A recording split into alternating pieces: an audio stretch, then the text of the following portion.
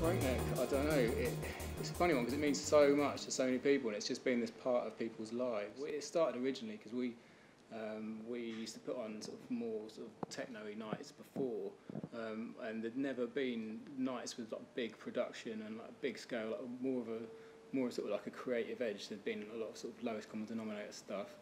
But we thought we'd just bring all this production that we've been putting into other nights for ages and like big scale promotion and put it together. It's always been like that. Whenever we've had any DJs play, they've always been like, we pretty much wouldn't rather play anywhere else in the world than here.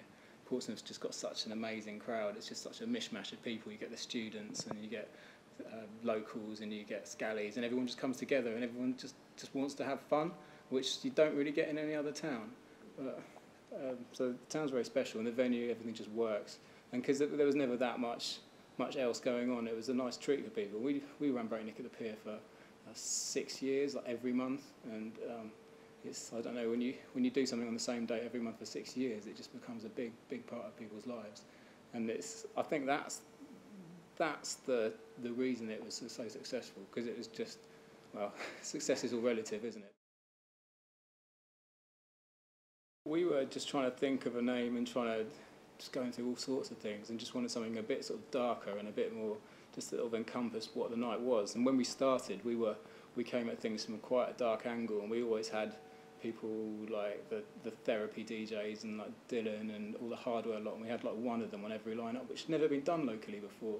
It was where we were, and we never really had any MCs. It was just a bit, and it was just a big dark room with like lots of production. I don't know, it was like a different take on things. We thought Breakneck kind of summed that up. It kind of rolled off the tongue and had this sort of grimy edge. And just when we came up with the skull, it was just like it all fell into place, really. President of the Drum and Bass Society in my last year of uni. We were putting on some pretty cool nights at the Wedge rooms and stuff. And it just so happens, like, Owen was still trying to build up Breakneck again. We sort of crossed paths a few times at some events. Just thought, yeah, we'll put on a like combination event together. At the One-Eyed Dog, I think our first one was, and went really well. Just a small little party, packed the place out, and then thought, yeah, we better carry on doing this sort of thing. Got involved with Breakneck through another drum and bass event in Portsmouth called Byrd. That was run by a couple of guys, and Owen, the guy who runs Breakneck, was a resident DJ at Byrd. So we got to get to know him. We played on a resident night. I can't remember who else was playing, and it was like early 9 till 10 sort of set. Not from a raving point of view, but from a DJing point of view. When I first played for Breakneck, I played at the Pier at Hospitality under Breakneck not so long ago. I think that was the middle of October, and yeah, that was a privilege to play up on the decks at the Pier. I don't think there's one. There's so many. When we think about, we did a party in a fort in the middle of the sea, Spitbank Fort. That's mental. Parties on boats. We did a boat party with Pendulum. Whole ceiling got people ripping down a ceiling, going crazy. Management, captain of the boat, going absolutely nuts. You know, valve sound system. First time in Portsmouth. First time in Bournemouth. 5-6 valve events that we put on. So yeah, it's hard to put a finger on. Bournemouth Summers Fair, 5,000 people in 110. Crazy. I don't think there's one. There's so many, and each have their own special memory. They got their own little story to tell. Fantastic, exposure for both of ourselves. Probably, we're playing all over the place.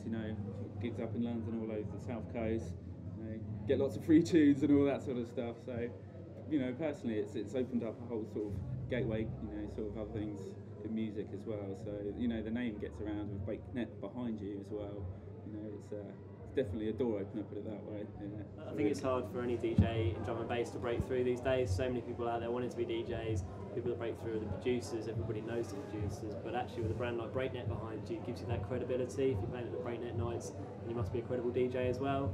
I played main stage on Festival this year, and there's no doubt I would never have got there without Breakneck, so I owe it a lot.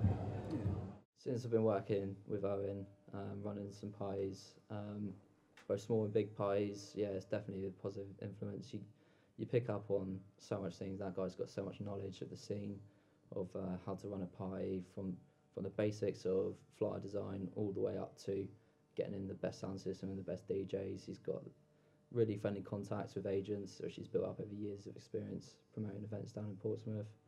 And yeah, you just pick up the tricks of the trade off the guy.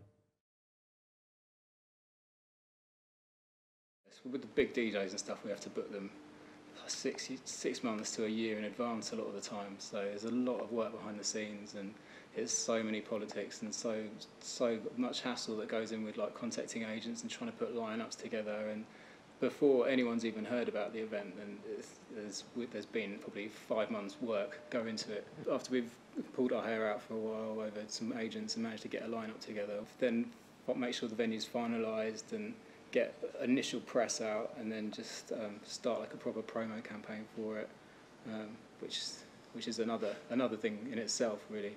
And then then you've got the event itself, and then after you mop up all the problems and deal with everything that's risen from the night. But it's all good fun really.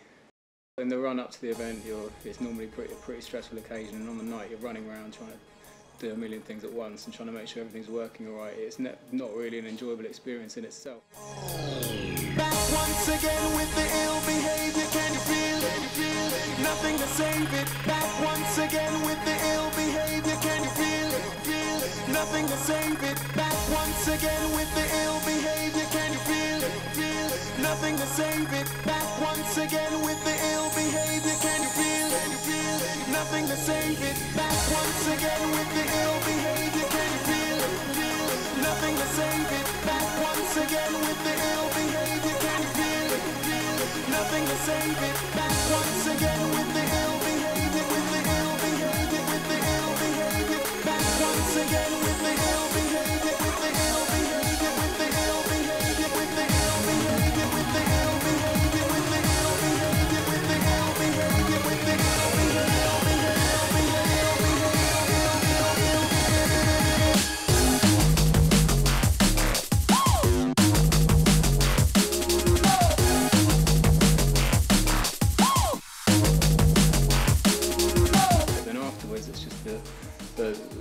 Just the feeling that it's all come together. It's amazing really. You just created this thing, and you never really got anything. It's quite odd because you've never really got anything to show for yourself. It's just memories for people, and it's an amazing part of people's lives.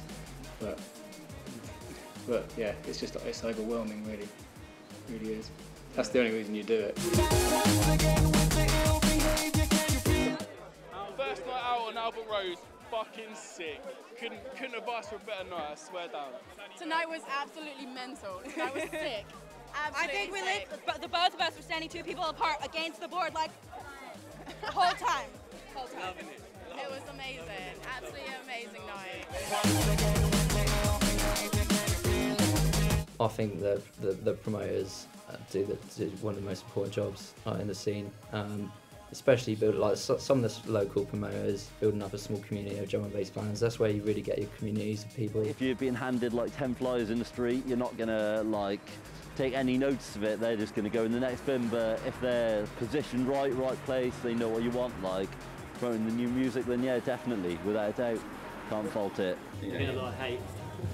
They're hated when things go wrong, exactly. but DJs can't turn up for whatever reason. They don't get the props that they deserve when things go right, when they've done something real special. They're the guys that make the night at the end of the day. Dance music wouldn't survive without promoters. I think you need club nights to build scenes for the genres. If it isn't a club nights, people don't go out, word doesn't spread about things. It's just a vital part of the package.